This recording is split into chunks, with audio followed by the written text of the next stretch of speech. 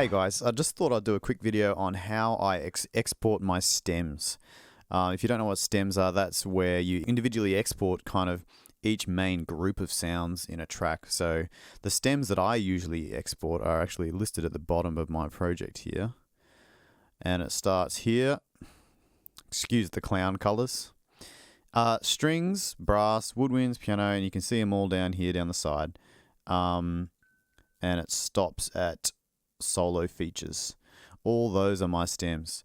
Now, Cubase has some pretty cool built-in batch export functionality, which is pretty cool.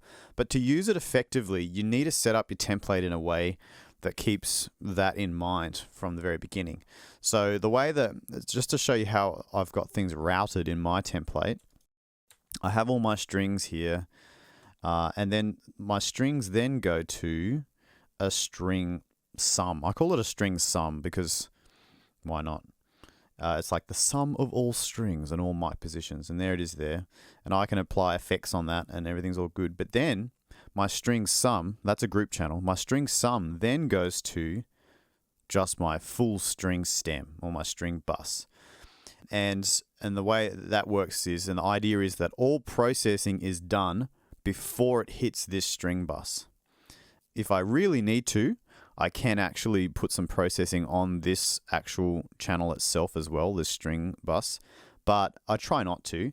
If I do need to do processing to it, it would still be exported, but anything that gets applied after this bus will not be included in my batch stem export. And that's super important and kind of also a bit annoying as well, because my strings, brass, and woodwinds also then go to an orchestra bus.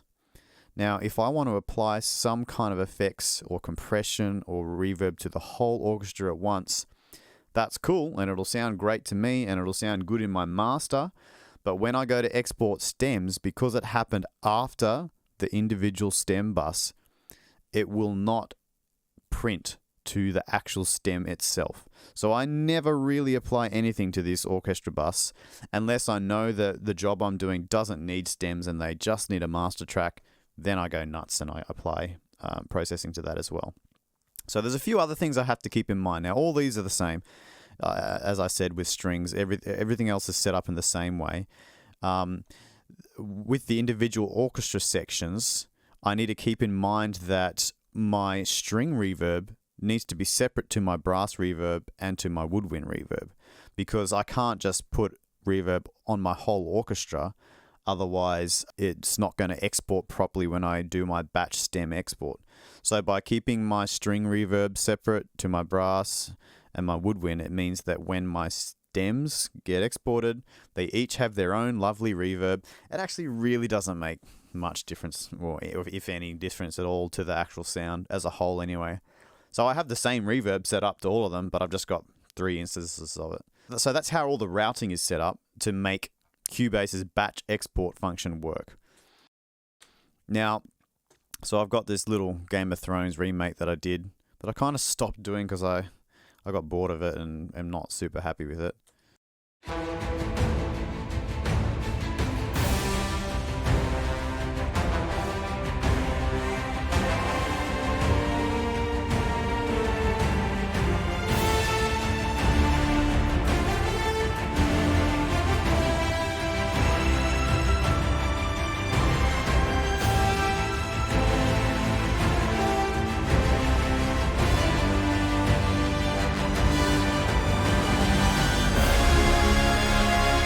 Okay, so let's say we're happy with it. We're happy with how it all sounds. It's all good. Everything's set up correctly. Now it's time to export. I want to export this bad boy. So,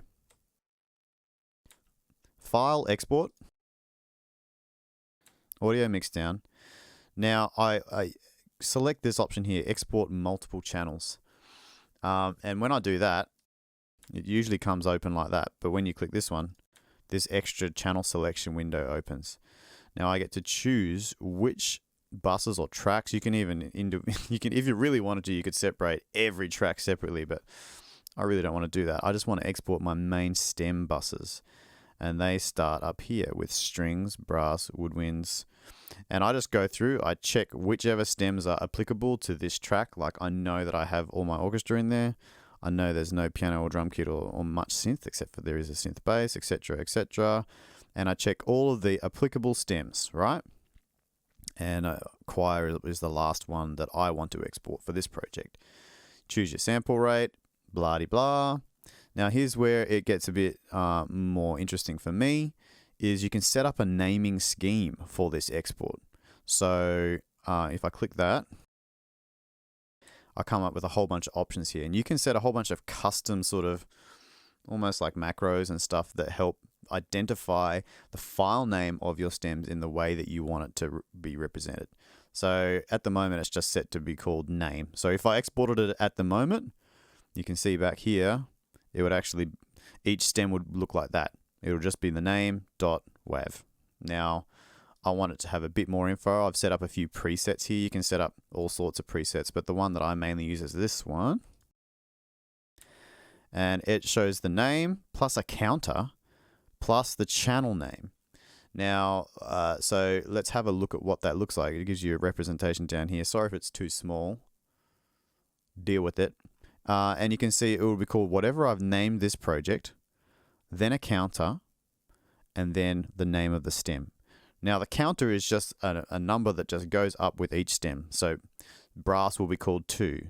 Woodwinds will be called 3, depending what order I've put it in. And I just do that to keep everything in a nice order. Instead of just going by alphabetical order, I've kind of put the orchestra first, and then, and some different publishers have different, requests in the way that they want them ordered sometimes. Some of them don't care. But I like to keep everything in a similar order. All right. So, and if I change this up here to Game of Thrones, something else, you can see it shows you what it's going to look like down there.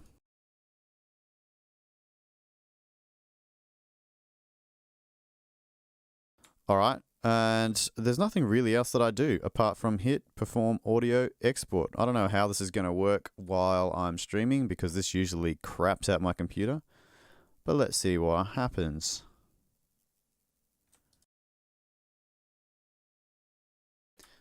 All right, it's doing its thing.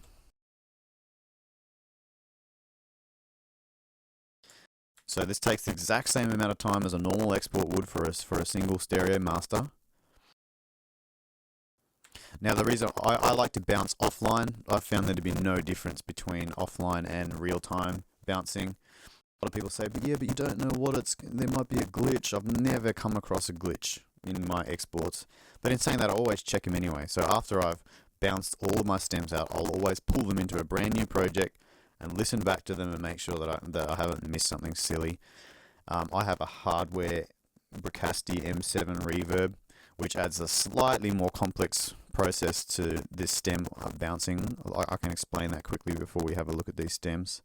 So with the hardware effect, you'll see that inside each group of stems, so in the strings here, I actually have a strings M7. So what I do is I just solo the string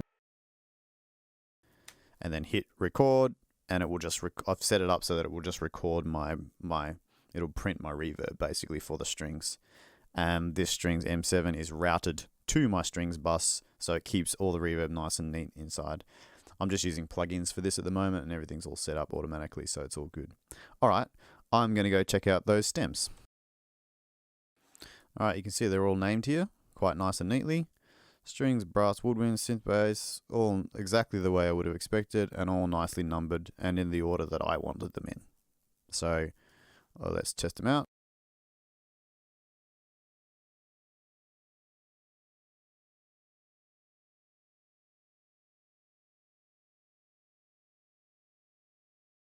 There they all are. And we didn't get to the pluck section of my export, but there was plucks in there.